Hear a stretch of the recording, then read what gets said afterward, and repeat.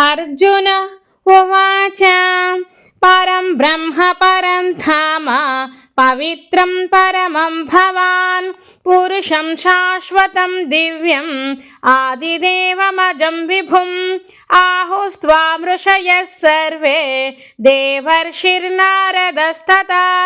असितो देवलो व्यासः स्वयं चैव ब्रवीषि मे सर्वमेतद्रुतं मन्ये यन्मां वदसि केशव न हि ते भगवन् व्यक्तिं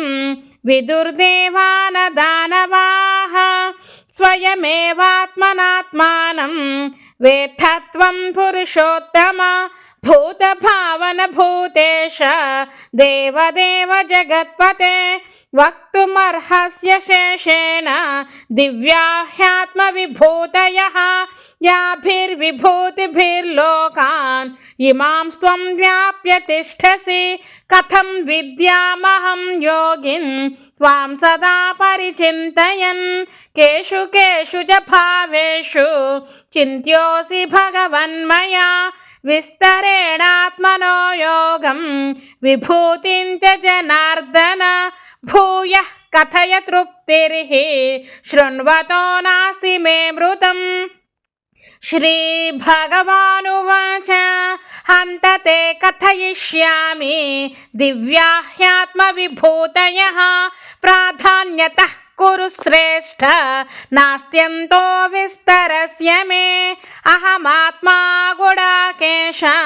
सर्वभूताशयस्थितः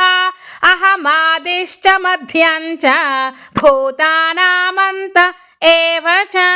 आदित्यानामहं विष्णुः ज्योतिषां रविरंशुमान् मरीचिर्मरुतामस्मि नक्षत्राणामहं शशि वेदानां सामवेदोऽस्मि देवानामस्मि वासवः इन्द्रियाणां मनश्चास्मि भूतानामस्मि चेतना रुद्राणां शङ्करश्चास्मि वित्तेशो यक्षरक्षसां वसूनां पावकश्चास्मि मेरुशिखरिणामहं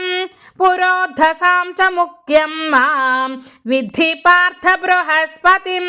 सेनानीनामहं स्कन्दः सरसामस्मि सागरः।